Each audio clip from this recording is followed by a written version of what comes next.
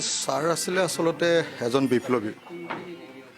যেতিয়া যৌৱনকাল আছিলে, তেখেত যেতিয়া কটন কলেজৰ প্ৰফেচৰ আছিলে, তেতিয়া তেওঁ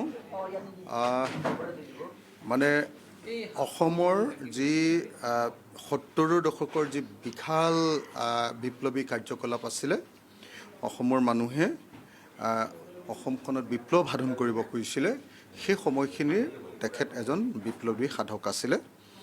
তেখেতে CPI-MLৰ যি সময়ত আণ্ডাৰগ্ৰাউণ্ড আছিলে, সশস্ত্ৰ সংগ্ৰামৰ লগত জড়িত আছিলে, সেই সময়ৰ তেতিয়া তেখেত সদস্য আছিল।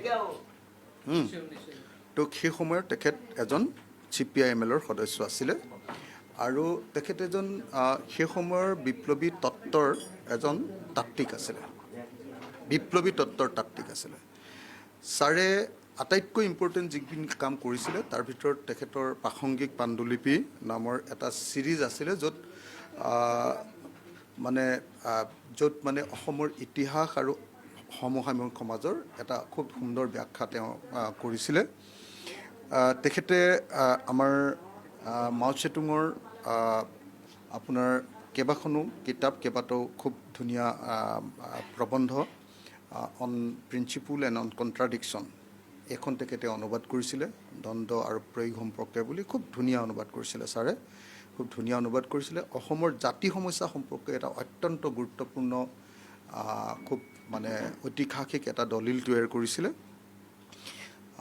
আৰু মানে বোধহয় মানে অসমত যদি কোনোবাই এটা প্ৰগতিশীল ছাত্ৰ সমাজ এটা গঢ়ি তুলিব কৈছিলে, প্ৰগতিশীল ছাত্ৰ সমাজ, কটন কলেজত study circle, progressive study circle, এইবিলাকৰ জৰিয়তে ছাৰে মানে যুগে যুগে, বছৰে বছৰে কিছুমান প্ৰগতিশীল ভাল ল'ৰা ছোৱালীৰ জন্ম দি আছিলে, তেওঁলোকক শিক্ষিত আছিলে। গতিকে ছাৰ আমাৰ সকলোৰে শিষ্য।